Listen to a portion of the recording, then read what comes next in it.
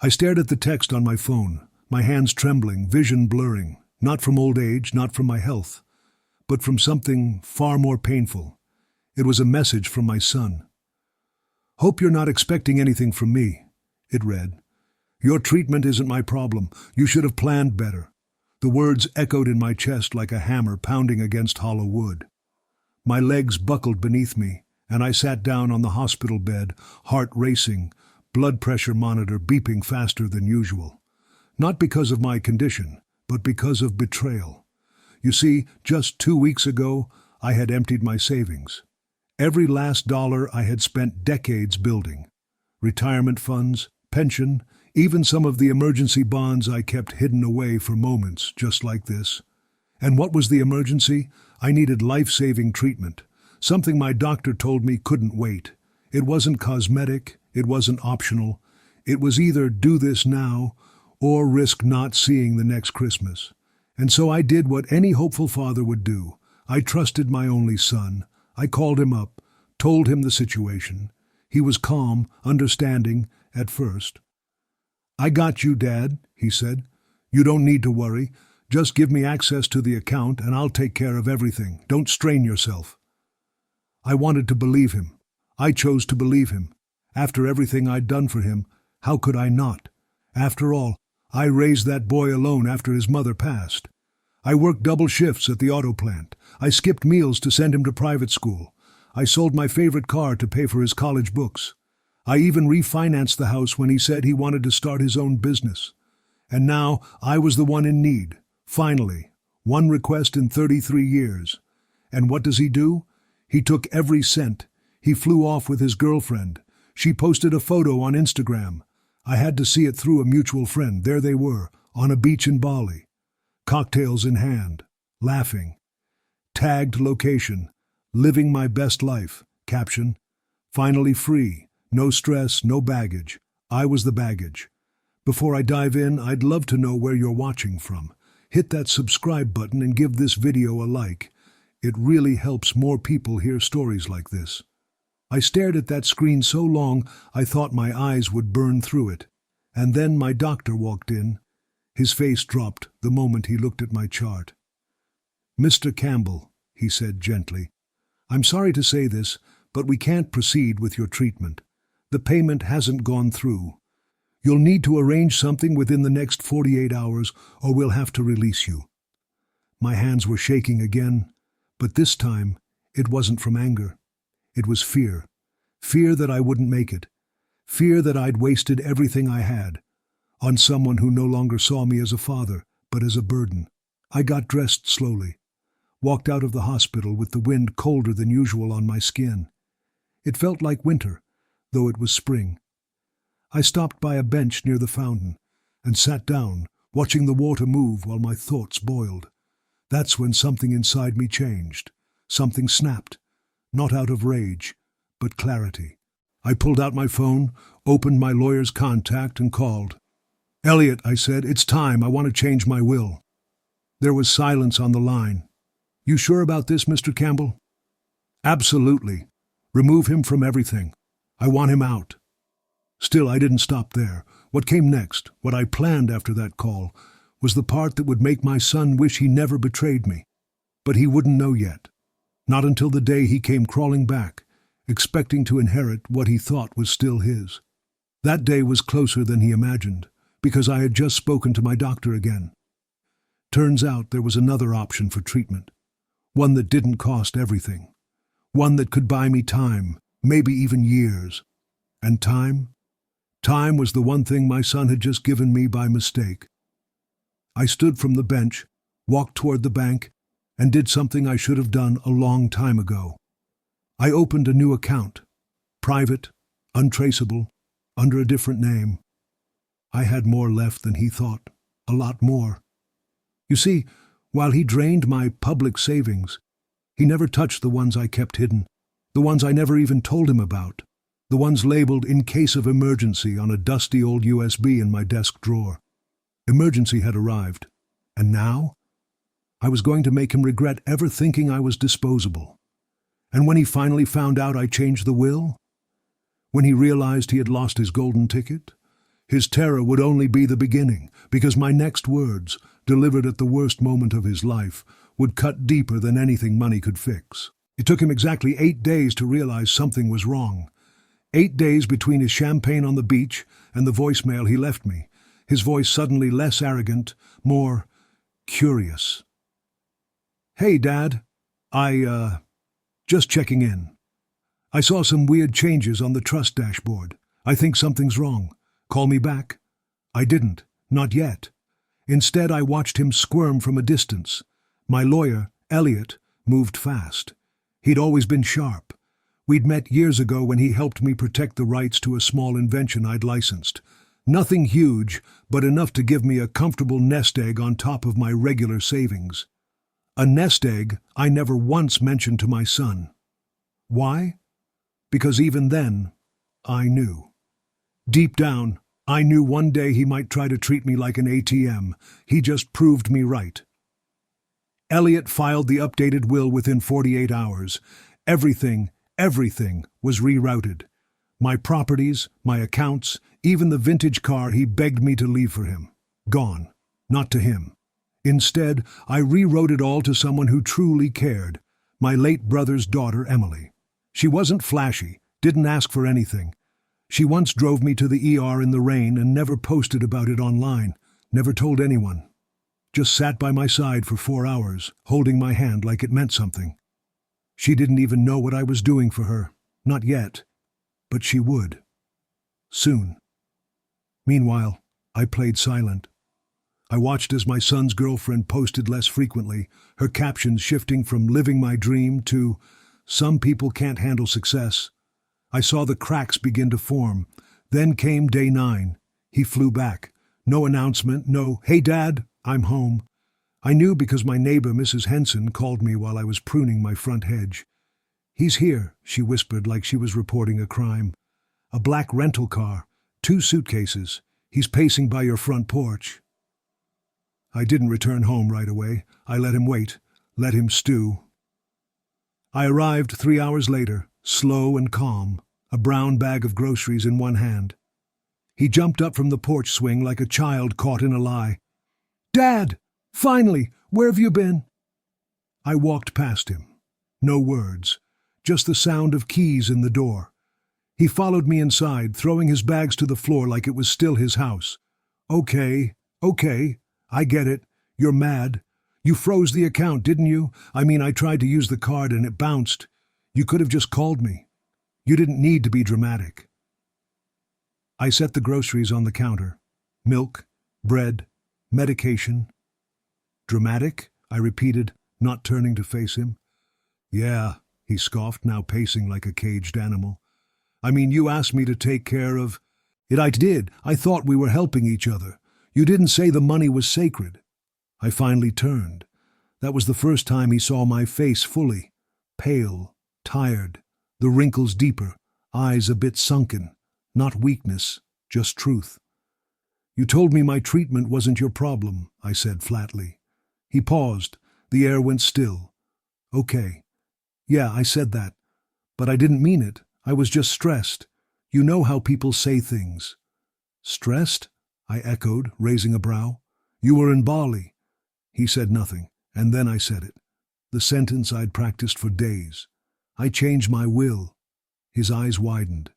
I swear the color drained from his face. What do you mean?" "I mean you're out, entirely. No inheritance, no trust fund, no house, nothing."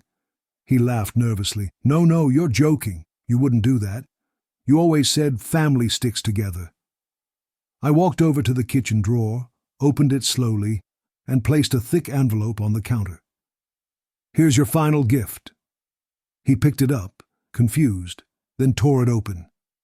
Inside was a printout, a notarized will, my signature, the witness, the seal, and one sticky note attached. "Actions have consequences." His lips moved, but no words came. He read it again, hoping the letters would rearrange themselves. You left it all to Emily?" he finally croaked. I didn't answer. I just took my medication and sat down at the table.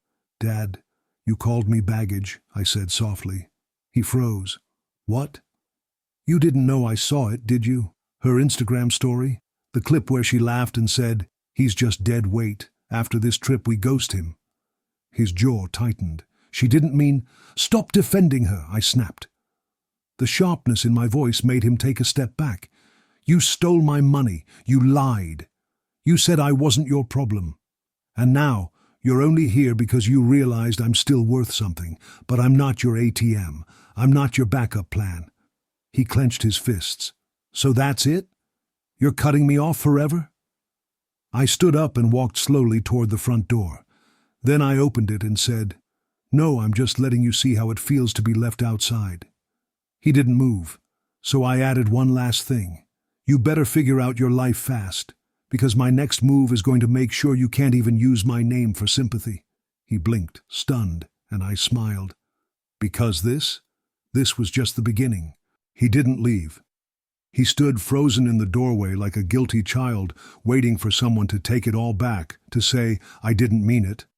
But I did. I meant every word. For the first time in my life, I wasn't just disappointed, I was finished.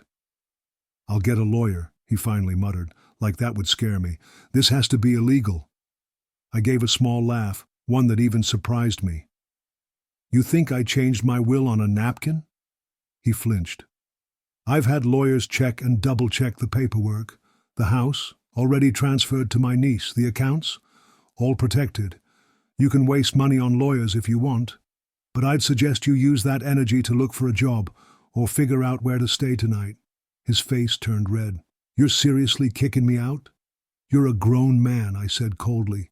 "You flew to another country without asking me once how I was doing. You watched me sacrifice everything for you your entire life, and now you're shocked I finally decided to stop bleeding for someone who'd leave me to die." That hit him, hard. His fists clenched, eyes burning. "Is this because of Emily? What did she say to you? She's always been jealous." "Emily didn't say anything," I cut in. "That's the difference between you and her. She acts. You blame." For a second, he looked like he was going to scream, or cry, or both. Instead, he grabbed his phone, yanked his suitcase, and stormed out, slamming the door behind him. But I knew that wasn't the end. No, that boy would be back. Because people like him, they always come back when they've burned every other bridge. And sure enough, he did. 3 days later. He texted me first. "I messed up. Can we talk?" I didn't respond.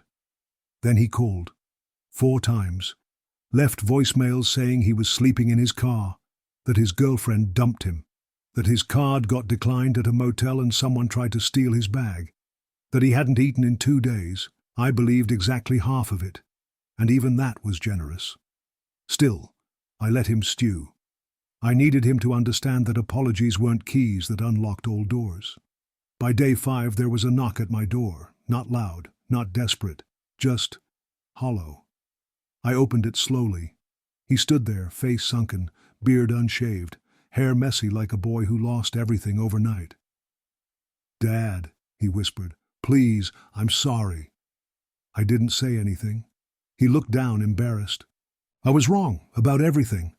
I thought I had time. I thought you'd always be there, that the money didn't matter because it was yours and somehow I was entitled to it." He glanced up, eyes watery. "I was selfish. I know that now. I let her talk me into things, but it was still my choice. I made the choice to leave you behind." Silence hung between us like fog. I stepped aside and let him in. But I didn't say a word. He sat at the table, looking around like it was a museum of memories. The faded photo of his mother still sat on the shelf, his old baseball trophy, the family clock that hadn't ticked right in years. "I remember when Mom was sick," he said quietly. "You were always strong. Even when we had no food in the fridge, you still got up, still worked. I don't think I ever said thank you." Still, I said nothing. Because this wasn't about thanks. This was about understanding what it cost. He reached into his jacket pocket and pulled out a folded letter. "I found this in Mom's things. I never read it until last night. It was a letter she wrote to me before she passed." I hesitated, then took it. The paper was old, folded too many times. The handwriting still neat, soft with a mother's touch. To my sweet boy, if your father is reading this to you, it means I'm already gone. Please remember, he gave up everything for us. He gave you more than you'll ever know. Respect that, honor him. And when he needs you one day, don't run. Stand by him, like he always stood by you. I folded the paper back, put it on the table, and for the first time in days, I spoke. You had every chance to live up to this, he nodded. I know, but I failed. Then he whispered it. Is it too late to try again? I looked at him, really looked at him. He was broken, but maybe, just maybe, that's what he needed. Still, forgiveness wasn't a door, it was a path, a long one. I'm not giving you back the money, I said. I'm not changing the will. Emily stays where she is. I'm not asking for that, he said quickly. You don't get a second chance at the inheritance, but you might get a second chance at being my son, if you want it. He nodded, tears finally falling. I want it. I walked over, placed a single $20 bill on the table. For food. That's it. You don't live here. You don't get keys. You earn it back, one act at a time. He took it like it was a gold bar. I opened the door again, and before he stepped out, I said, one more thing. He turned. If you ever betray me again, this time I won't just change my will. I'll make sure you regret even being born with my last name. His eyes widened, and that's when he realized I wasn't the same father who raised him. I was the man he created with his own betrayal, and I was just getting started. The next morning, I woke up before sunrise. Not because of habit, because of purpose. For the first time in months, I didn't feel helpless. I felt clear, focused, maybe even dangerous. He had taken everything I gave him, spit on my sacrifices, and now he wanted to crawl back as if a few tears could undo the damage. But I wasn't moved by guilt. I was moved by memory, by truth. I sat at the kitchen table with an old cup of black coffee, watching the steam rise. On the table sat a manila folder, thick, heavy, and full of what I'd spent the last 20 years secretly preparing. Backups, records, insurance. This wasn't just a reaction to his betrayal. It was a plan I'd begun long ago, the moment I saw my son change from a boy who used to run to me after school into a man who barely looked up from his phone when I spoke. Inside that folder was something he never expected. A letter of legal transfer for a trust fund he didn't even know existed. One that could never legally be contested by him, no matter how many lawyers he hired. Because I'd created it before he was 18. And it wasn't for him. It was in the name of someone who actually showed me kindness. Emily. She didn't even know I had listed her as the primary beneficiary of the Campbell Heritage Fund. It wasn't huge, just under $1 million, but it was clean, growing, and protected by a clause that said it could only be accessed by someone who'd never once been removed or suspended from my personal trust. My son had been suspended 3 years ago for forging my name to open a line of credit. I'd hidden that fact, forgiven it, like a fool. But now the truth came with armor. My phone buzzed, a message from Elliot, my lawyer. All documents finalized, trust funds safe, house transferred, will changes irreversible, stay strong. I typed 2 words, thank you, because now. It was time to call Emily. I hadn't spoken to her in a few months, not because anything was wrong, but because we were the kind of people who didn't need constant check-ins to know we had each other's back. Uncle Ray? She answered, her voice still soft, groggy. Morning, sweetheart. Sorry to call so early. You free for lunch today? A pause. Of course. Is everything okay? I smiled. It's about to be. We met at her favorite spot, a little cafe on Maple Avenue with outdoor seating and sunflower-colored umbrellas. She came wearing jeans and a flannel shirt, her hair in a simple braid. No makeup, no performance. Just real. When she sat, she reached over and took my hand. You look better, she said. I nodded. I feel better. She smiled gently.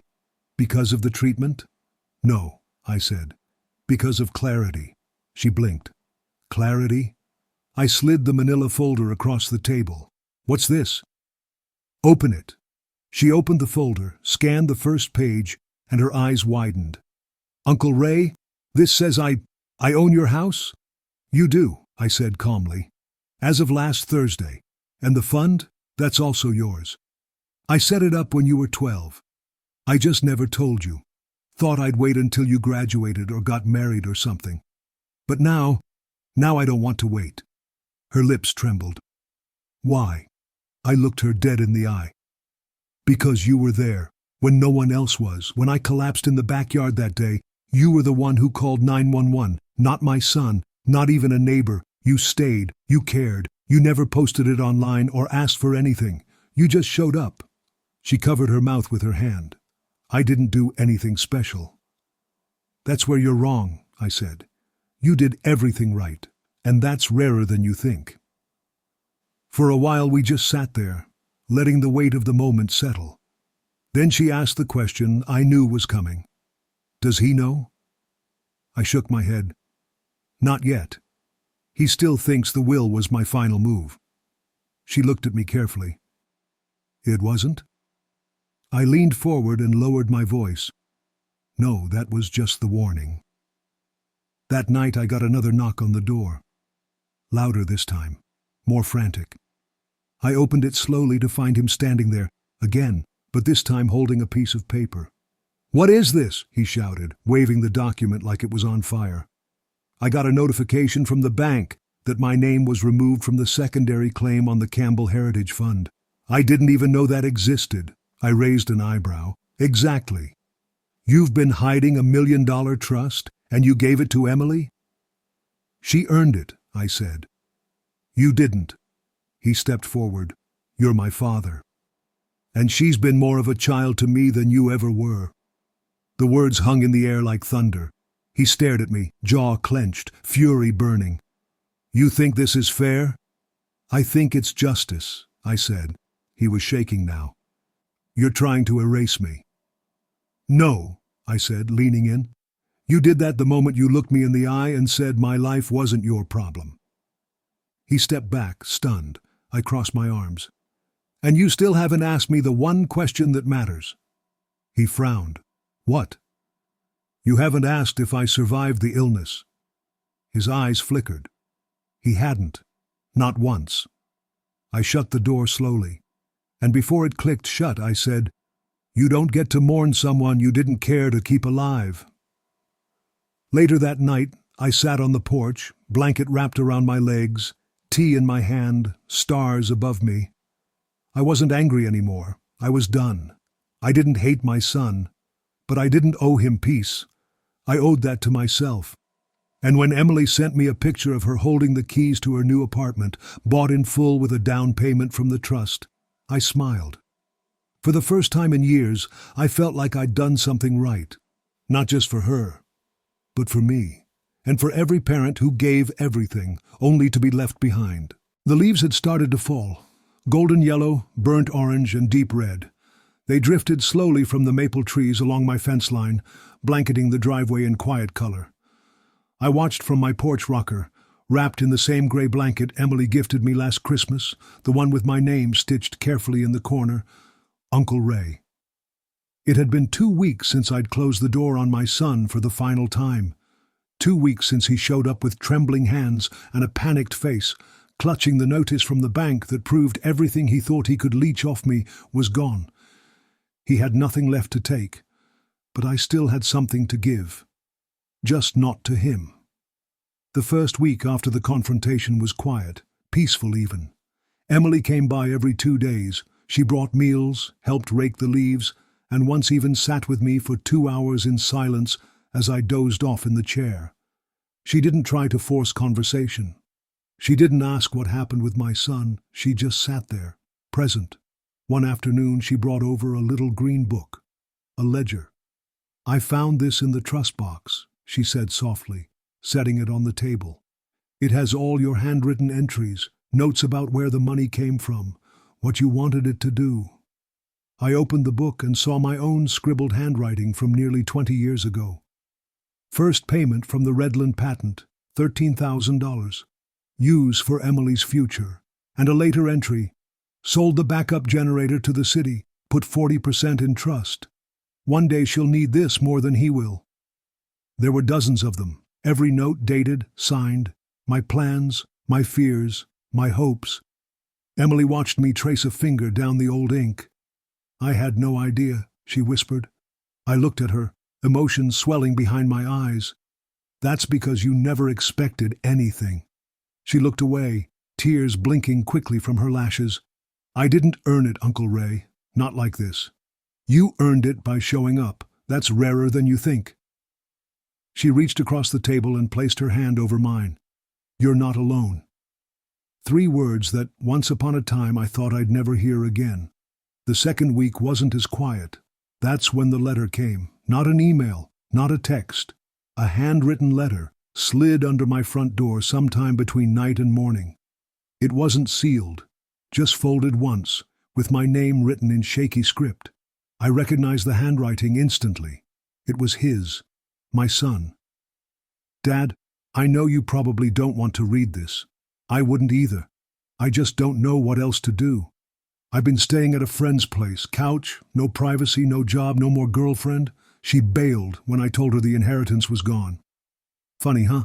Guess you were right all along. The truth is, I'm scared, not of being broke, not even of being alone. I'm scared because I don't know how to live without taking from you. That sounds horrible to write, but it's honest. I never learned how to be a man because I never had to. You did everything. You paid, carried, fixed, forgave, and built. I just enjoyed it. And now you've cut the cord. And I'm finally seeing how far I've fallen. I don't want money. I don't want the trust. I want to fix this. If there's still anything left of me you can believe in, let me know. Love, your son. I read the letter 3 times, not because I didn't understand it, but because I didn't trust it. Words are cheap, especially from someone who cashed in on mine for years. Still, something about the way he said, I don't know how to live without taking from you, hit me differently.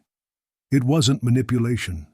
It was the closest thing to a confession I'd ever received from him. But a confession isn't a change, and change needs proof.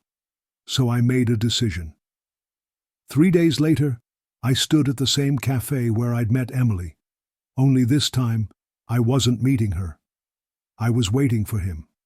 He arrived looking 10 years older than when I last saw him, shoulders hunched, hair messy, sweater 2 sizes too big, as if the world had finally shrunk him to size. He sat down slowly, not even pretending to smile. Thank you, he said softly, for agreeing to see me. I nodded, but didn't speak. He reached into his pocket and slid a small envelope across the table. What's this? I asked. My paycheck, from my new job. I raised an eyebrow. Where? Hardware store, stocking shelves, it's minimum wage, but I've been early every day. I opened the envelope. $234, clean, honest. Then he pulled out a second item, a phone. He tapped it open and showed me a photo, a tiny 1-bedroom unit. Peeling paint, shabby carpet. I moved in yesterday, he said. Rent's due weekly. The landlord gave me a break on deposit because I agreed to clean out the basement. Is that supposed to impress me? I asked flatly. He shook his head. No, it's supposed to show you I'm trying, not for your approval, for my survival. That stopped me. Because finally, he wasn't just trying to win back comfort. He was trying to build something. Why now? I asked. Why change at all? He looked out over the street, eyes glistening. I thought about Mom. I stayed quiet. I remembered her funeral. You were broken, but you still paid every bill, greeted every guest, gave the eulogy without crying. And I disappeared with my friends that night. He turned to me. I'm not trying to be forgiven. I just want to earn your respect before it's too late. And for the first time in years, I saw him again. Not the boy I raised, not the man who betrayed me, but the version he could have been all along, buried under entitlement and dust. He had dug himself out, and now I had one final lesson to teach. I stood up and motioned for him to follow. Come with me, He blinked. Where? To the bank. His steps faltered, but he followed. 20 minutes later, we sat in a private office. I placed 2 files on the desk in front of the banker. One of these, I said, turning to my son, contains a clause. It says that should you, within 1 year, hold a steady job, live on your own, and contribute to a community project, I'll consider releasing the secondary trust I didn't dissolve. His jaw dropped. There's another one? I nodded. Only $150,000. It was for emergencies. You didn't know about it because you didn't care enough to ask about anything real. He blinked quickly. And the second file? I met his eyes. It deletes that fund completely. The banker here will hold both until the 1-year mark. You don't get to know which one I submit today. The banker smiled politely. My son stared at the files like they were bombs. Why would you give me a second chance? Because you finally earned it. He took a breath. What if I fail? Then you prove I was right. He stood, nodded, and walked away with trembling steps, and I stayed. I looked at the banker and slid forward the first file, the one with the conditions. I'll take the risk, I said. 12 months passed. The seasons turned like chapters. Emily got married to a teacher named Dan. I gave her away at the ceremony, wore my best suit, danced to an old Sinatra song with her at the reception. She whispered in my ear, "Thank you for seeing me when no one else did." I smiled and whispered back, "You earned everything." Then came the phone call, from the banker. "Mr. Campbell, the 1-year date has passed. Would you like an update?" I held my breath. "Yes." She cleared her throat. "Your son has submitted proof of continuous employment, now working at a local community center. He also submitted letters of reference from 3 co-workers, his landlord, and a volunteer leader. He's been coaching underprivileged kids in math for the last 6 months." I was quiet, she continued. "He declined the funds." My heart stopped. "What?" "He returned the trust release form. Said he wanted the money donated in your name to the children's reading fund he's been building. Requested the plaque say, 'From a father who taught me the value of showing up.'" My hand covered my mouth. I had no words. Not because of the donation, because I finally saw the man he became, not because I gave him money, but because I took it away. A week later, I visited the community center. He was sitting cross-legged with a group of 7-year-olds, helping them sound out words from a picture book. When he saw me, he smiled, not wide, not exaggerated, just real. "Hey, Dad." I walked over, sat beside him, and looked at the kids. "You mind if I read the next page?" He handed me the book, and as I began to read, he leaned in and said, "I never deserved the second chance." "No," I whispered back, "but you earned it anyway." And as we sat there, surrounded by laughter, crayons, and tiny hands flipping pages, I realized something. The inheritance wasn't money, it wasn't property, it wasn't trust funds or wills. It was a name, a legacy, a chance to do better than the generation before you, and finally, my son had taken that inheritance and made it matter.